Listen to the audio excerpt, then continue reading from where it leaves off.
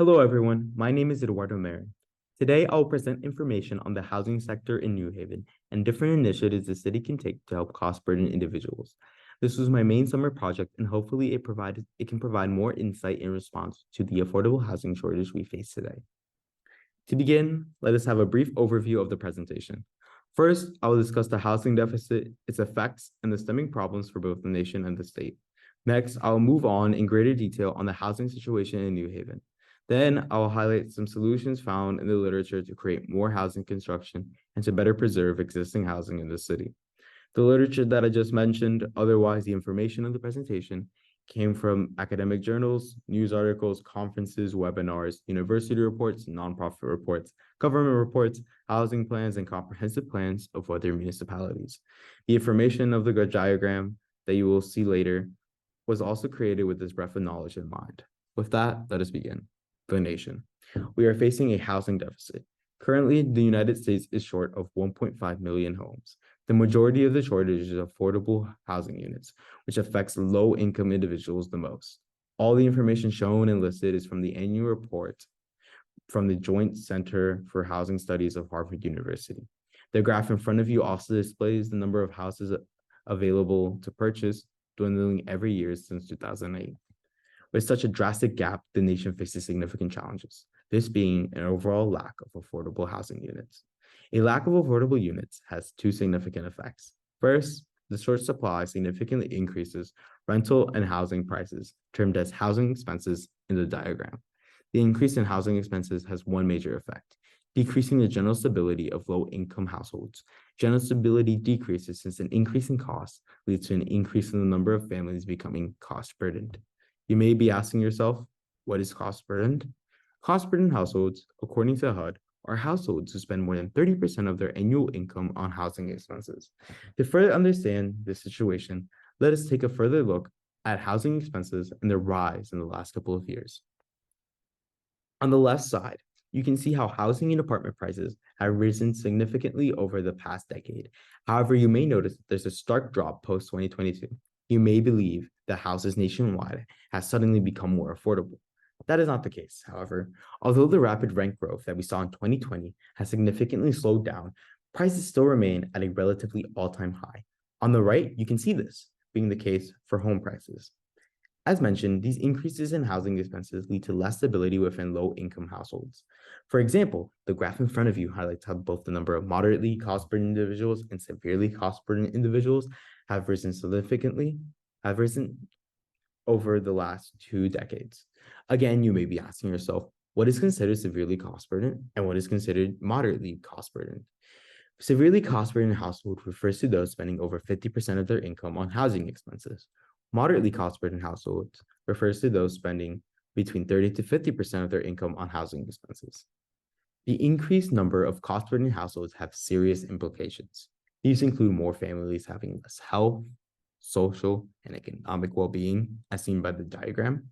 The above is the case since these families have to spend a large portion of their income on housing expenses, having less money to spend on other essential needs. These may include, but are not limited to, transportation, clothing, and food. In the diagram highlighted in yellow, you can see the negative feedback loop. More unstable households leads to less families with health, social, and economic well-being, which in turn further worsens the stability of the household. Understanding the effects of the housing deficit is only one part of the conversation. We ought to ask, what are the problems leading to the affordable housing shortage we see today? One of them is not in any municipality's control, which is demand. Overall, in the past 5 years, demand for new housing units has increased significantly. The reason behind this starts with the pandemic. The pandemic led to remote work becoming more popular. Homes now doubled as gym and workspaces. This led to more people wanting bigger and separate rooms. Coupled with younger generations wanting to branch off and move away from their family, all of these factors led to an unprecedented increase in housing formation. Housing formation is a change in the number of new households. The increase in demand placed heavy pressure on our already limited housing stock. Thankfully, the most recent State of the Nation report, which is the annual report from Harvard University, states that household formations have slowed down in the past year. However, relatively, it is still quite high. The discussion begs the question, what are factors affecting the availability of affordable housing units that are in a municipality control? This can be broken down into two relatively current major factors: less construction of new housing and less preservation of existing housing. The former lessens the amount of new affordable units that can be added, and the latter leads to more affordable units being removed from our housing stock. Although both are important, let us focus on the construction of new housing and why it is not keeping up with demand. There are three factors explaining this, one of the three being strict zoning laws. Before we go on to explain why strict zoning laws are hindering new construction, we need to understand the impact of density. More high density housing in an area tends to correlate with more affordable units. Why? Well, the major reason is that it has lower building costs per dwelling unit than, for instance, a single family home.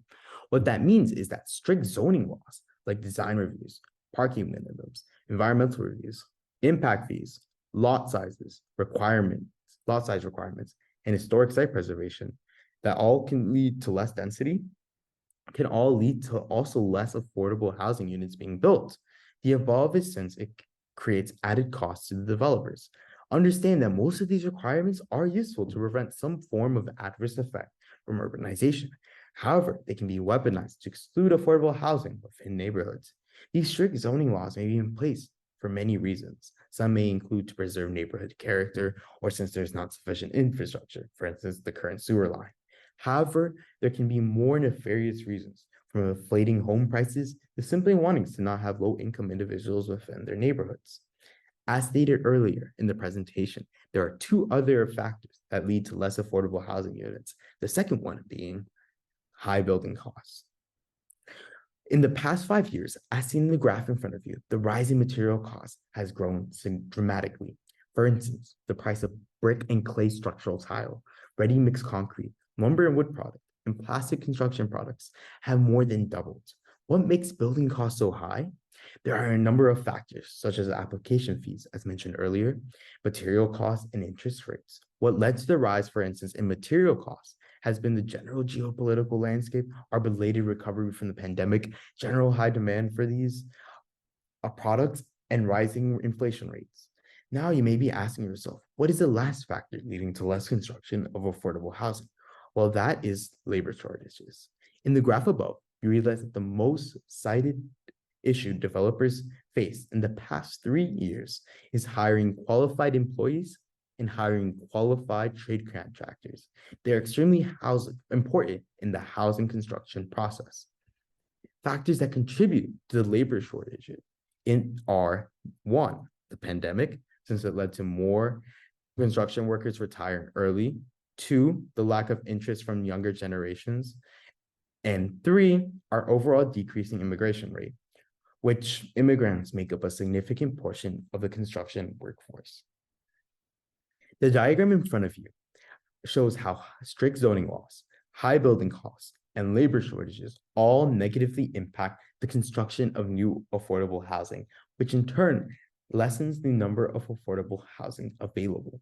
If you remember from earlier, I mentioned two large factors that affect the affordable housing available. We covered one, which is construction. However, we have not covered the second one, which is preservation.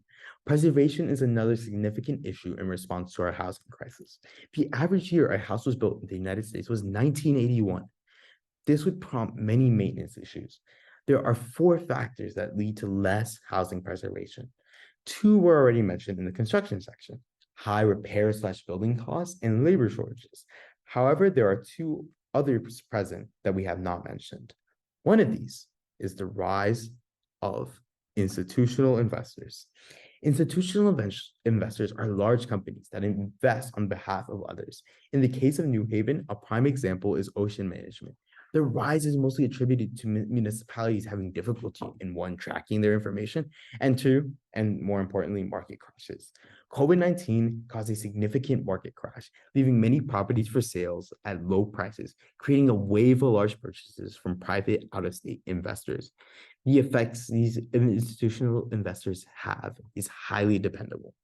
One of their outcomes is the following. Since they have more financing option and greater expertise, they are more likely to maintain and repair property at greater speed, yielding more investment. The second outcome, however, is more concerning. There are many cited cases where they have been unable to maintain property due to corporate distance or their business model. Although being unclear nationally of their effects on the preservation of existing housing, as seen by the gray arrow, they are still an important factor to consider. Another important factor is our expiring deed-restricted housing. First, we must understand what deed-restricted housing is. Deed-restricted housing is often a government-subsidized contract preserving the affordability of a housing unit for X years, often 30. Thus, the statistic at the near the top is concerning, where 7% of our deed-restricted housing stock will expire in only 5 years. Another takeaway from this image is the following: that 50% of the national deed-restricted housing cost comes from LIHTC. LIHTC is a tax credit government program incentivizing developers to make affordable housing. Keep this in note for later sections.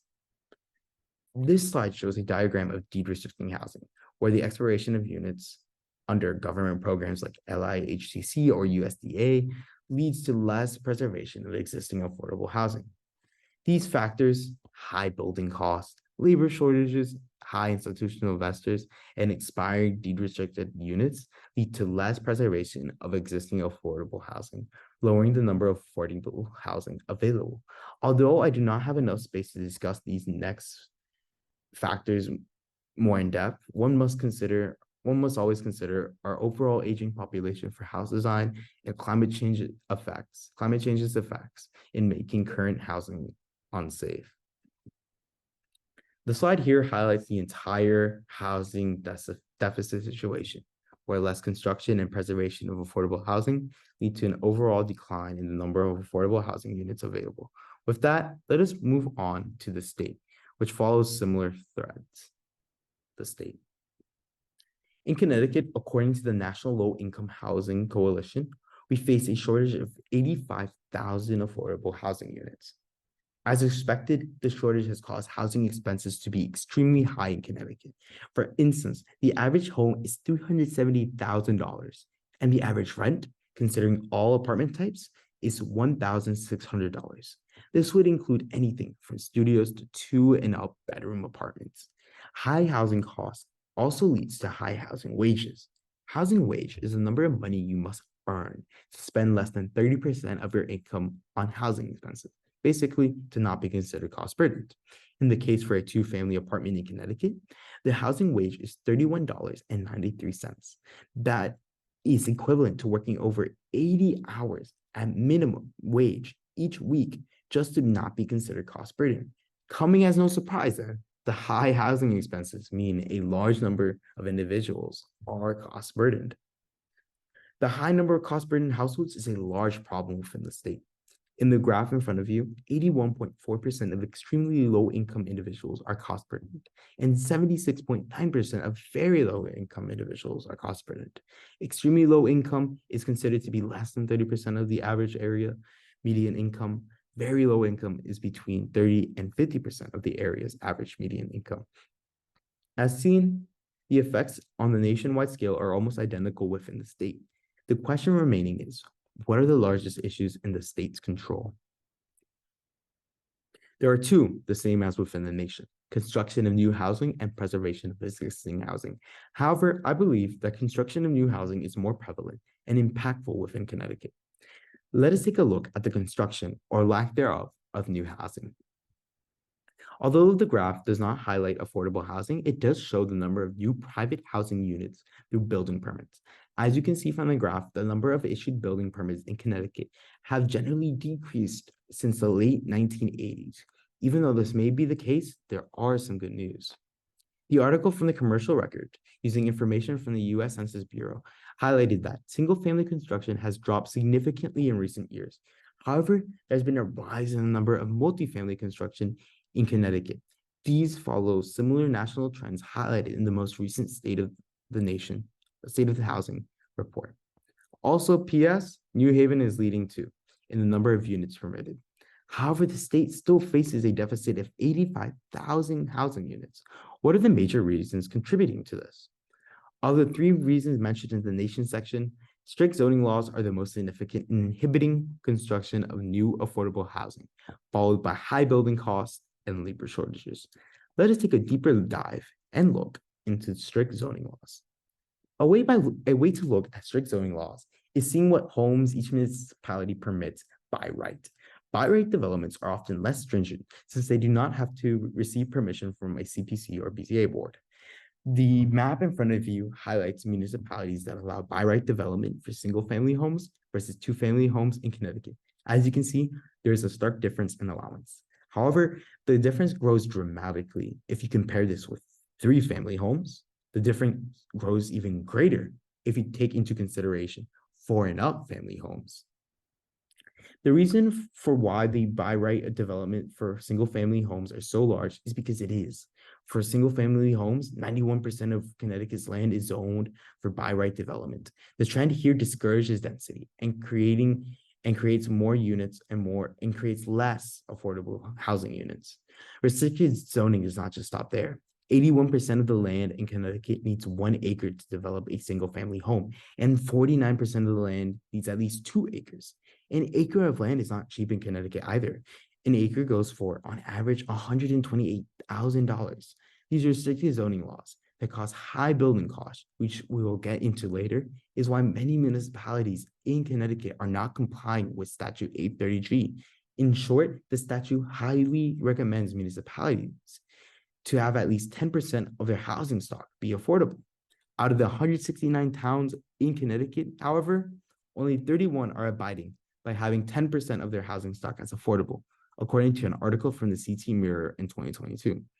The effects of prioritizing low-density housing are also severe, from more segregated landscapes to potentially more environmental risk due to habitat fragmentation. As mentioned earlier, strict zoning laws can cause an increase in building costs too. Let us take a further look at building costs in Connecticut.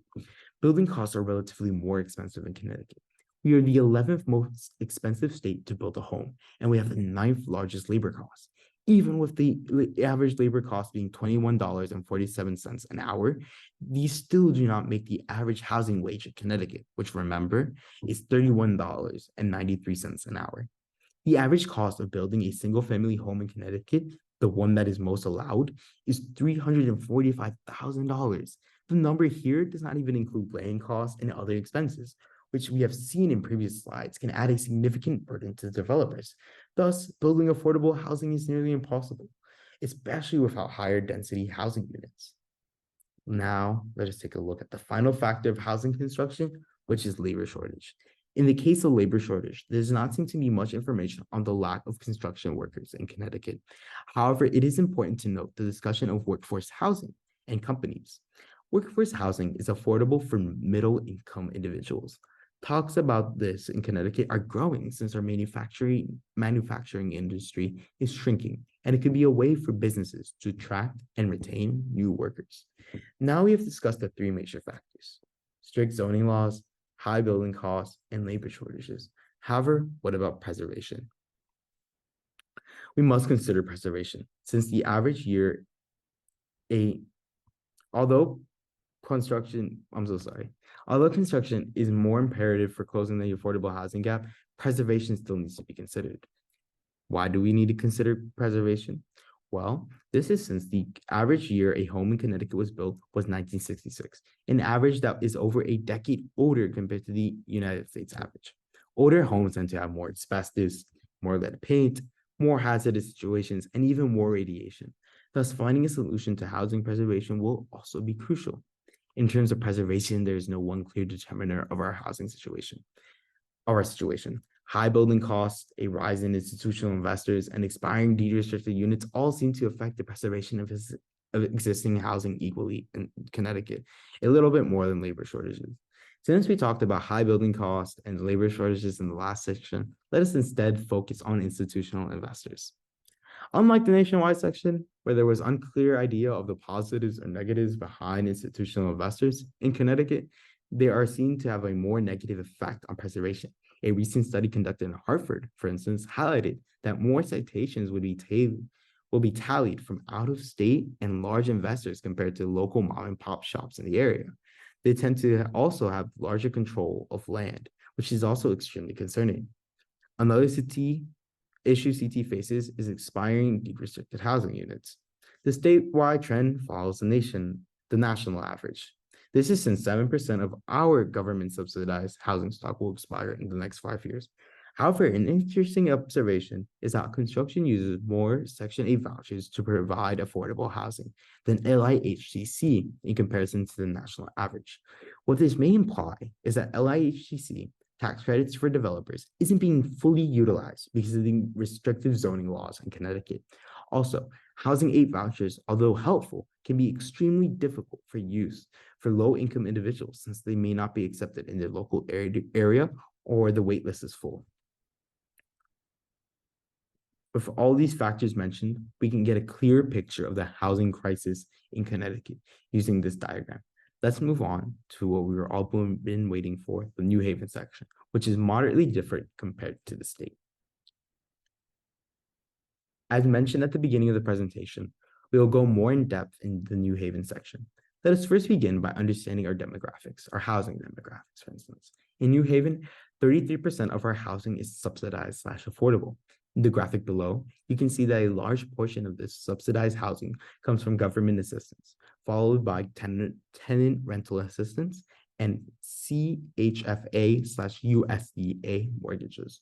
Most of our homes in Connecticut are also, or not in Connecticut, most of our homes in Connecticut or in New Haven are also rented with 63%.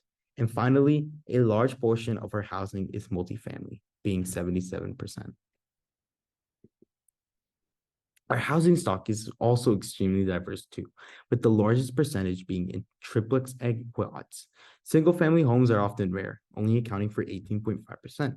The number of 50 and up units compared to national trends is relatively large, however, being at 12.8%.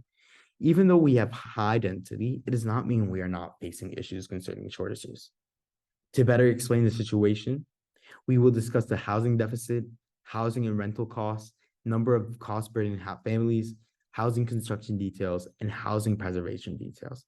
Let us first begin with exploring the housing deficit. There are two ways to observe the housing deficit. The first being the Housing Authority's account of how many individuals are on the Section 8 waitlist. According to President Karen Dubois Walton, there are approximately 30,000 individuals waiting for an opening. Others, however, state that our housing deficit is lower. According to a SCROG report, we are missing 1,437 and 8,390 affordable units for very and extremely low-income home buyers and renters, respectively. Thus, we have a shortage of around 10,000 units. A 10,000 affordable housing deficit is still large. However, more surprising, in that same SCROG report, it stated that we are not just missing affordable housing for low-income individuals, high-income individuals do not have enough housing, apparently missing 2,590 and 3,611 for home buyers and renters, respectively. The issue with this arises since these high-income individuals are having a trickle-down effect. Purchasing / renting housing meant for those with less income. Thus, the suggestion from the report was to create more housing for all income groups, which is similar to Hartford's 2020 Affordable Housing Plan. Nevertheless, the housing shortage has led to high housing expenses. According to Rent.com, in New Haven, the average studio costs $1,745 per month. A one-bedroom costs $2,287 per month, and a two-bedroom costs $2,895 per month. All these are higher than the state average for rental costs. Given, however, they are different sources. In addition, although not as high as the Connecticut average, housing prices are still relatively expensive, with the average single-family home in New Haven costing roughly $270,000. Housing expenses were not always high, however. The recent Breaking Grounds report from Elm City Communities highlights this. Rental prices have only increased significantly post the pandemic.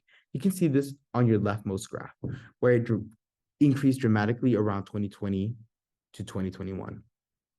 Similar to the nationwide trend, however, it has tapered off slightly in 2023. The reason for the large housing expenses increase is similar to the reason for the national section. This is high demand. New Haven, like the US, faced a dramatic increase in household formation, leading to more pressure on our housing stock. In the case of housing prices, they have increased too each year, as seen on the rightmost graph.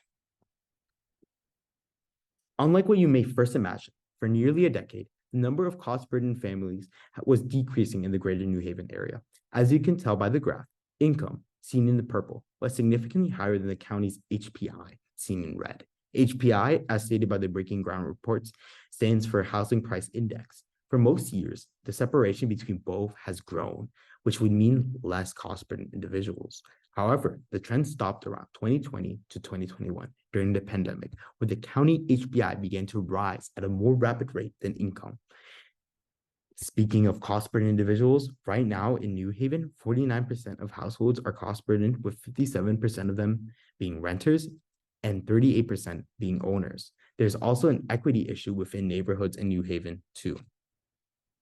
There's a significant difference in the number of cost-burdened individuals, in this case by rent, within each neighborhood. Those that have the largest share of individuals burdened by rent are New Hallville, Edgewood, and Fairhaven. There are more people of color within these neighborhoods. However, neighborhoods like East Rock and Moisture Square, who have a larger white population, have less individuals burdened by rent. Thus, the housing deficit and its subsequent effects on housing expenses is a racial equity issue too. Hence, it is essential to respond accordingly and close the 10 to 30,000 unit gap of affordable housing units in the city. In terms of the causes behind New Haven's current housing deficit, both less construction of new housing and poor preservation of existing housing equally and significantly affect the number of affordable housing available. Let us begin with the construction of new housing units. In terms of building permits, there has been a significant increase. In fact, New Haven is leading the state compared to other municipalities, and in terms of the number of affordable housing stock, we are only second to Hartford. Again, although that may sound promising, we still must consider the fact that we are facing a housing deficit. A question that may emerge is the number of housing we ought to target. According to the Breaking Grounds report from Elm City Communities, we need to make 8,500 new affordable housing units by the end of the decade. The number was received from general demand trends, especially considering growing industries like biotech in the area. In addition to making new units, we must preserve the existing ones in New Haven. As seen by the graph here from the Elm City Communities report, the majority of our housing stock was built pre-1939. Comparatively, the number of new housing built after 1978 is extremely small in comparison. The years surrounding 1978 are extremely important since that's when lead paint was beginning to be banned nationwide. Hence, a large percentage of the housing in New Haven has lead paint plus many more issues due to age. Much of the housing stock needs retrofitting to be safe and livable. According to that same report too, in the last 10 years, 38% of units in New Haven who wanted to be landlords and went through inspection failed initially. The above quantifies the growing concern of housing safety. So, what are the problems and also what are the initiatives we can take as a city to help solve the supply issue in New Haven of affordable housing? To start, let us take a look at the construction side of the housing deficit in New Haven. In terms of discussion, strict zoning laws and high building costs equally affect the construction of new affordable housing. In addition, there does not seem to be an effect from labor shortages on the housing in New Haven, making it dashed and empty in the diagram. Like last time, let us first start with strict zoning laws. To preface, New Haven zoning code compared to many other municipalities in Connecticut is way less strict and offers more chance for high dense building. However, more can be done here potentially to increase the number of affordable units in New Haven. For construction, the following proposals are ideas taken from various texts, most from the recent Breaking Grounds report. With that, let us begin. These include removing single-family zones, abolishing parking minimums, lowering the minimum lot size, having more allowed single residency occupancy buildings in our zones, permitting JADUs or junior accessory dwelling units, and changing the accessory dwelling unit ordinance. The first discussion brought is removing our RS and RS2 zones, a goal the prior planning director had in New Haven. RS1 and RS2 are general single family and special single family zones.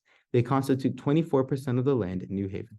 However, much of this, at least in the Westville end, is owned by Yale, so a zoning change would not lead to any significant changes in development there. This would, however, affect Westville, Fairhaven Heights, Quinnipiac Meadows, and East Shore neighborhood. To upzone these areas, there are different strategies and approaches that can be used. One is to change the RS to RM zones, increasing the potential density, which can lead to greater amount of housing. However, with this approach, it may be unwanted since it can have issues with getting proper transportation in certain areas. Also, problems emerge with it being politically challenging to implement and having problems with preserving neighborhood character.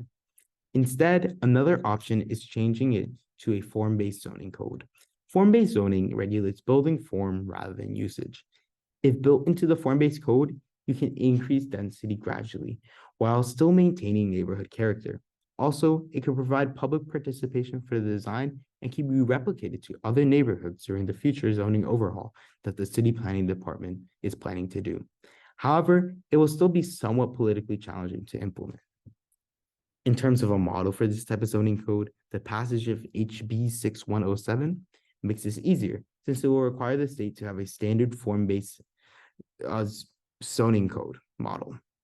In addition, there is a nearby municipality who has changed their zoning code to be solely form-based. That municipality is Hartford. They can be an effective resource, especially since their zoning code allows micro units and more affordable housing types while advancing economic equity. In addition to removing single-family homes, we can reduce or remove our parking minimums. To begin, most New Haveners do not have a vehicle, only 1 out of 4, according to an article in the New Haven Independent. Second, the cost of parking can add up significantly. For a below-ground parking space, it can cost an average of $24,000, while an above-ground parking space can cost $34,000 on average. Thus, being able to have less parking requirements or none altogether may serve useful in cutting costs and making more affordable housing. Also, more space can be used for housing units as well. Compared to other municipalities within Connecticut, we also have a fairly strong infrastructure for non-commuters. We are ranked as the most walkable city in Connecticut, outcompeting both Hartford and Bridgeport. I mention these cities as they have already removed most, to not all, of their parking minimums. A prime example where removing parking minimums has yielded large results was in Minneapolis. For their 2040 comprehensive plan, they upzoned and changed most of their ordinances. The news grabber was allowing three or triplexes by right in the entire city. Although sounding impressive, they cited that what made the most difference for developers in creating affordable housing was removing the parking minimum. With that, more bottom lines were met. Contrary to popular belief, it did not mean developers stopped adding parking spaces entirely. They average 0.54 parking spaces per room. What this does show is that parking minimums created an artificial barrier. Establishing and removing these parking minimums was a long process in Minneapolis. They first began with removing them downtown and later expanded. The same can be done in New Haven, as we already have started removing these requirements within the IZ, or inclusionary zone. Another potential strict zoning law can be our minimum lot size requirement. In New Haven, to construct a new housing unit, most zones require at least 4,000 square feet. However, as mentioned in the Breaking Grounds report, a large percentage of our housing stock is already below that number, being grandfathered in. Here is the ArcGIS map provided by the Elm City Communities Initiative report that highlights this information. A suggestion given by the report was to change the average lot size to 1,400 square feet, similar to the number in Houston, Texas. Being our case study, Houston is a unique city since they do not follow standard Euclidean zoning practices. Even so, they still have ordinances, and one of them requires lot size minimums. During 2013, they decided to change their minimum lot sizes from 5,000 to 1,400 square feet in the entire city to increase density. As a result, new housing typologies were formed that were more dense, like the detached townhomes you see in front of you. They increased the amount of affordable housing units significantly too. However, for its feasibility, it was more difficult. First, they started in the late 1990s with changing the lot size only in the downtown area. Then they changed it all in 2013. To make it more appealing for votes, however, they allowed a rule where neighborhoods can change their lot sizes to the old ruling, 5,000 square feet. To have this, however, you would need a majority vote in X amount, if I remember correctly, blocks of the neighborhood. Thus, more people were inclined. However, this has led to the zoning differing greatly throughout Houston. In fact, they do not have an accurate GIS map highlighting the zoning code within each area. Even so, they were able to increase density, and upzoning did not lead to gentrification. In addition, upzoning these parcels can allow development of sliver lots. Sliver lots are City of New Haven owned parcels that are regularly shaped or are not zoned for development. The city wants to sell these properties to the closest homeowner, but often can't. Even though not all sliver lots, 350, are able to be developed, it can still provide an opportunity for new affordable housing. Here's an example of parcels in New Haven that can be developed into housing or any other social benefit if given the change. The map and the idea for all of this was from the New Haven Independent, and more specifically made by Abdul Razak, a West Haven native and an urban planner. Besides lowering lot size requirements, another idea is to have more of our zones allow single room occupancy. Single room occupancy is very similar to dorm style living, with buildings having a shared kitchen and bathroom. The rooms are small, ranging from 80 to 140 square feet. For that small size, they are extremely affordable and were very popular until the mid-20th century, when they were zoned out of existence. As mentioned earlier, cities who are having challenges with providing housing have brought them back, such as New York City and New York. Another city that brought them back was San Diego, and they noticed a spike in housing. 7 previously used SRO buildings were renovated, and 2,000 new SROs were implemented. However, the process took a large amount of time. Even though they are not an end-all solution, they can still be ineffective in introducing natural market rate housing instead of relying on government subsidized housing. Another initiative the city can do is allow for junior accessory dwelling units, or JADUs. JADUs, in essence, are smaller versions of ADUs that can go up to 500 square feet in space.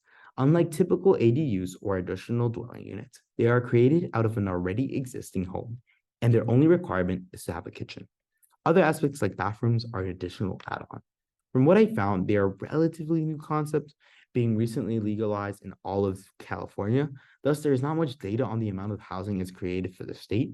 Even so, the upside of JADUs over ADUs is the less startup costs like building expenses and contracting workers, since it is already in the building envelope. The above could be something the city may want to look towards. And speaking of ADUs, there's one specific change mentioned in a plethora of articles that may aid in creating more of them. Before we get there, however, we first must remember that the amount of single-family homes in New Haven is smaller than the number of high-density buildings. Even so, with this implementation, it is estimated that it can add 200 new housing units each year. What is the major issue hindering current ADUs? In the ordinance, verbiage is in place that requires the owner to be on the property to construct ADUs. The problem with this, however, is most tied with affordability. Private investors tend to have the most capital and money to fund ADUs. One of the most stated reasons for the lack of ADUs has been startup costs, especially related to building costs. By having non-owners restricted ADUs, more can be created by a single entity and economies of scale can be at play. Anika Singh Lamar, a clinical professor at Yale, stated this, and that cities like Portland and Seattle were only able to get significant changes in the number of ADUs added once the owner restriction was lifted. There is one major issue, however. An investor can simply not maintain or upkeep their ADU, similar to what is happening now with institutional investors and multifamily homes in New Haven. Thus, one component is needed to make it more effective, which we will later mention in the presentation. But besides zoning, there are also changes that we can do with high building costs that may fruit some rewards. 3 different initiatives will be discussed: establishing ADU programs, accepting pre-approved plans, and leveraging opportunity zones. As mentioned earlier, there are large problems with constructing new ADU buildings, one of them being cost. If the owner restriction is not lifted, there's another way to leverage resources in developing more of them. This can be done through establishing ADU programs. One of these programs can consist of waiving fees related to development. As you see in the slide, development fees can total up to $28,000 in Oakland, California for a $200,000 ADU. Although the average for an ADU construction is not that high in New Haven, having a similar program can still make a difference. For instance, a prime case of this was in Portland, Oregon. As mentioned earlier, they lifted their owner restriction to create more ADU buildings. Although this made some difference, what they sought to contribute greatest was waiving development fees. After the program of waiving development fees, Portland saw a spike from having 50 new ADU units built to having 500 new ADU units built in the following year. Another policy the city can take is having low interest loans for ADU development. A prime example was a program developed in Santa Cruz, California. They gave a $40,000 loan to homeowners who made ADU affordable units for low-income individuals, and the loan was forgiven if they provided this home for 20 years. Something similar in New Haven could add more intentful affordable units to our housing stock while providing a source of income for homeowners. Another idea, this one comes from Breaking Ground Reports, was having pre-approved building plans. Their initiative came from a national statistic saying how 3 to 4% from construction costs stem from delays from committee/boards. In the case of New Haven, that would be from the CPC or BCA meetings. To combat these costs, their suggestion was having ready-to-make approved plans to not undergo the strenuous review process. An issue with this plan is that most of the land in New Haven is developed, being much more applicable for the greater state of Connecticut. Second, although it tackles building costs, it would not be effective since it does not tackle the issue of restricted zoning. Finally, if we ever change to a form-based zoning code, like what is happening right now on Long Wharf, this initiative would be far less effective. Even so, it is always important to consider. The final aspect to consider are opportunity zones, which was part of a larger nationwide program made under the 2017 Tax Cuts and Jobs Act. The goal of the bill was to reinvest in low-income communities and create greater prosperity. However, many of these census tracts that qualify for the opportunity zones incentives were not even low income. Accounting for everything, a total of 57% of census tracts qualified, giving municipalities a lot of options to choose for the program. You may be asking, what was the incentives of the program? The incentives of the programs were the following: temporary tax deferral, 15% exclusion, and permanent tax exclusion if held for 10 years. And the graph on the right is where you see the listed opportunity zones in New Haven. Opportunity zones can be leveraged to create more affordable housing, which was seen in Raleigh, North Carolina. However, nationwide, the most common trend was legal tax evasion or focusing on gentrifying properties. The policy never required community input, training low-income individuals, or making affordable housing. Thus, there is worry if in New Haven, the same may be applying, especially for tracts that are both opportunity zones and within the inclusionary zones, which is a high demand area, leading to a large portion of tax incentives and tax breaks. Thus, adding safeguards, if possible, to opportunity zones are well needed to potentially prevent major tax mistakes later. In the case of labor shortages, as mentioned a little bit earlier in the presentation, there is no solution listed since it does not appear to be a large problem in New Haven. However, what about maintenance? In terms of maintenance, the largest problem the city faces, in my opinion, is a lack of general data on our current housing stock. Also, searching online, I could not find many different housing maintenance or initiatives program compared to that of zoning or building costs, which is where most of my focus went towards. Thus, I will only have one large proposed solution for data collection that would aid in the future for our planned land bank, our LCI initiative events, holding institutional investors accountable, especially if owner restrictions are lifted for ADUs, and helping track expiring deed-restricted housing. The solution is a large survey. This would be similar to the one Hartford did in preparation for their land bank. A land bank is a quasi-public entity that acquires vacant property and creates a public service or good out of them. They differ from a land trust since the goal of a land trust is more preserving and holding the property for long-term use. Land bank's main goal, however, is to try to solve blight issues and the terrible disinvestment cycle many properties go through. On your left, you can see how a property is vacant, auctioned to an investor, but never renovated, the common cycle without any government involvement or step in.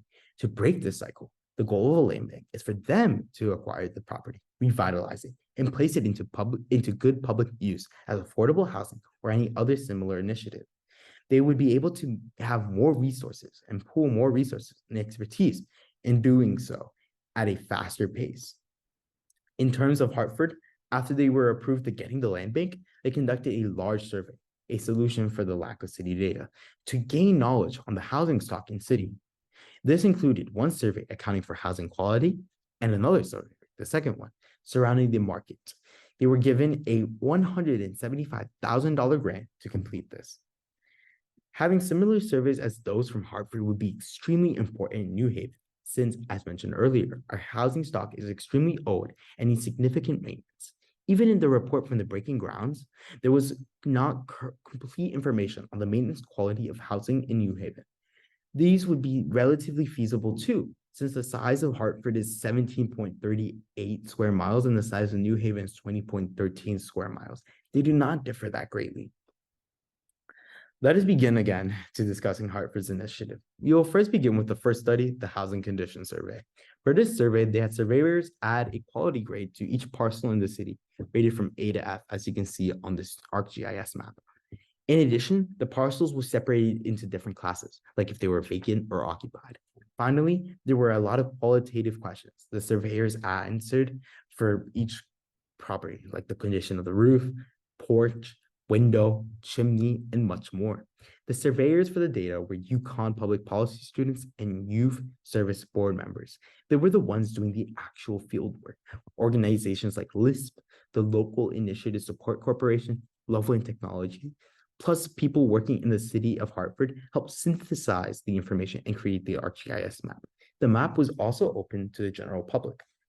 As stated earlier, the second part of the grant was to work on a market survey, which you can see in front of you. Here, they ranked neighborhoods not just by income, but by which areas needed the most support, especially for the future use of the land bank. This allowed them to smartly use their $5 million that they received through the legislature. The work could also be helpful for New Haven too. We could combine information received from the housing quality and market survey study with information from the LCI violation and citations to know where best to allocate resources. Using this information will also be instrumental in helping against institutional investors, especially those who poorly maintain their property. The information thus could be helpful if they lift the owner restriction with ADU units, since there would be more accountability. Furthermore, it can provide insight into the optimal location for housing development for a comprehensive plan and how to further expand the inclusionary zone in New Haven. Finally, the survey could be extremely helpful for future grant applications as well. Although the upfront costs are high, the project would still be feasible. We could leverage Yale's resources with their faculty and students to collect information and work on GIS mapping. In addition, during the housing quality survey, we could also take note of which units are deed restricted and are going to expire soon. For instance, the Strong Communities Report stated that 12% of our housing stock or our housing units currently are at the risk of expiring in the next 5 years, which is almost double the national and state average. The largest con, of course, is getting the necessary funding and connections for the program or for the project. But having the data presented could be vital for having the tools ready to tackle the maintenance issue in New Haven. The last slide is about the considerations that I cannot fit into the presentation. Even so, they are important to mention. The first is that Yale has increased housing demand due to an increase in the admitted students. The above would not be a problem if they made more housing. However, they have not, meaning that many students are using housing that could serve the general community instead for their own personal use. Second, as mentioned earlier, there supposedly is a trickle-down effect with high-income families, so potentially making more housing of all income levels may prove useful. Third, as most likely expected, the housing issue cannot be done just through New Haven alone. We must help our surrounding region and towns in meeting 830G requirements. An example recently was in Woodbridge, Connecticut, where a significant number of New Haveners tried to convince local leaders to upzone. Also, our future housing and comprehensive plan must have specific steps to try to get suburbs and other towns to contribute and pull their own weight. With that, that is everything. Thank you for listening, and I hope you also have a great day. Here is a list of sources. For more information, if you want, you can look at the housing report written, and here they are, all the sources.